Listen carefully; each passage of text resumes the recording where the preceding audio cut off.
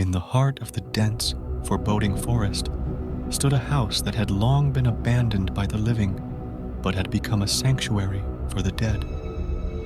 Its windows were shattered, its paint peeling, and the once inviting front porch now sagged under the weight of time and neglect. It was known as the Blackwood Manor, a name whispered with fear and trepidation by those who dared to speak of it. Legends of the house had circulated for generations. Some claimed it was cursed by a vengeful spirit, while others said it was a portal to the underworld itself. No one knew for sure, but one thing was certain: anyone who entered the house never returned. It was an ominous place, a dark blot in the otherwise serene woods. In a small nearby village, nestled on the outskirts of the forest, lived Sarah, a curious and adventurous soul. She had always been drawn to stories of the supernatural, and the tales of Blackwood Manor had piqued her interest. One gloomy autumn evening, as the sky darkened with heavy clouds, Sarah decided to venture into the forest with her friends, Alex and Mia, to uncover the truth behind the haunted house. The forest was a labyrinth of twisted trees and tangled underbrush, and as they journeyed deeper, the feeling of being watched grew stronger. Sarah tried to mask her unease, leading her friends forward. The distant caw of a raven sent shivers down her spine, but she pressed on. They finally stumbled upon the eerie clearing where Blackwood Manor loomed, casting a long shadow over the overgrown grass. The sight of the dilapidated house was both haunting and captivating. Sarah's heart raced, and she felt a mixture of dread and fascination. "Are you sure about this, Sarah?" Mia asked, her voice trembling. Sarah hesitated, but then nodded. "We've come this far. We have to see what's inside." The front door creaked open with agonizing slowness, as if the house itself were reluctant to welcome visitors. The air inside was heavy with the scent of decay, and the darkness seemed to swallow them as they stepped over the threshold. The interior was a nightmarish maze of decrepit rooms, their walls adorned with faded wallpaper that whispered forgotten secrets. The floorboards groaned beneath their weight, and the windows rattled in a chilling breeze. It was as though the house had a life of its own, and it despised intruders. As they ventured deeper into the house, strange occurrences became more frequent. Phantom whispers echoed in the halls, and shadowy figures darted at the edges of their vision. Sarah's resolve began to waver, but she couldn't deny the thrill that coursed through her. She was determined to uncover the truth about Blackwood Manor, no matter the cost. In one room, they stumbled upon a collection of old photographs scattered on a dusty table.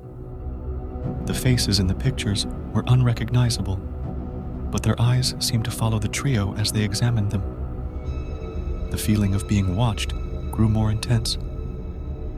Suddenly, the door to the room slammed shut, and the photographs flew into the air, swirling around them. The friends screamed in terror as the room's temperature dropped to bone-chilling levels. Sarah desperately tried to open the door, but it wouldn't budge. It was as though the house itself had imprisoned them.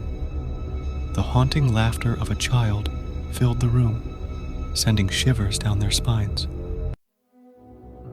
In the corner of the room, a small rocking chair began to move on its own, its creaking rhythm punctuating the ghostly laughter. The trio huddled together, paralyzed with fear. Hours passed, or perhaps it was only minutes. Time seemed to lose all meaning within the confines of the house. Eventually, the door creaked open, and they stumbled out into the hallway, disoriented and shaken. As they made their way back towards the exit, the walls seemed to close in on them, and the house itself seemed determined to keep them trapped. they encountered apparitions of past residents, their hollow eyes filled with sorrow and longing. The walls wept with blood, and the very air they breathed felt like a suffocating shroud. At last, they reached the front door, but it slammed shut before they could escape. The house seemed to mock them, its malevolence palpable. Sarah knew they had to find a way to break the curse that bound the house to the living world, or they would never leave its accursed halls. The three friends embarked on a harrowing journey through the house, uncovering dark secrets and confronting vengeful spirits. The horrors they encountered were beyond imagination, and the line between the living and the dead blurred as they delved deeper into the heart of the haunted mansions. As Sarah, Alex, and Mia delved deeper into the depths of Blackwood Manor, the house's malevolent presence seemed to intensify. Each room they entered revealed more gruesome secrets and unleashed new terrors. In one room, they found a decaying diary that belonged to a former resident, a woman named Eleanor Blackwood. Her entries chronicled the gradual descent into madness as she claimed the house was alive and feeding off the souls of those who entered. The diary mentioned a hidden chamber, the heart of the house, which was said to hold the key to breaking the curse. Determined to confront the source of the malevolence, they followed the cryptic clues mentioned in Eleanor's diary. It led them to a concealed passage behind a bookshelf that led to a series of winding tunnels beneath the mansion. The air grew colder and the darkness more oppressive as they descended.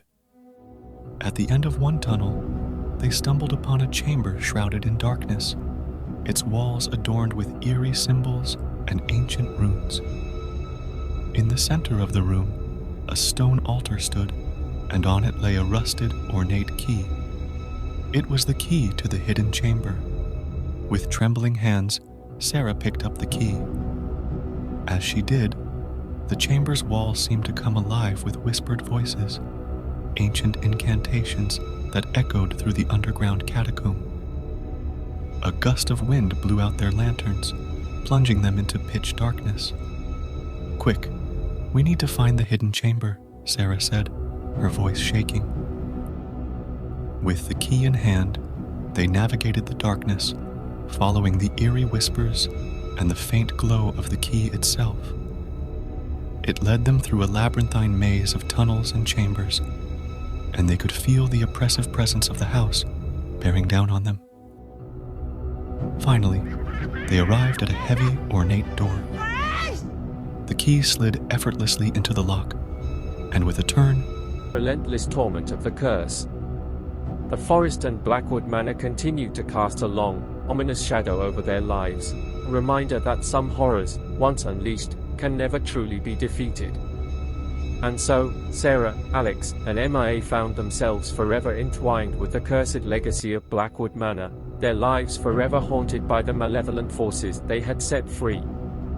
The forest, once a place of beauty and serenity, had become a realm of darkness and despair, where the line between the living and the dead had blurred, and the price of curiosity had been paid in blood. In the end, the legend of Blackwood Manor lived on, not as a cautionary tale, but as a grim reminder that some curses can never truly be broken.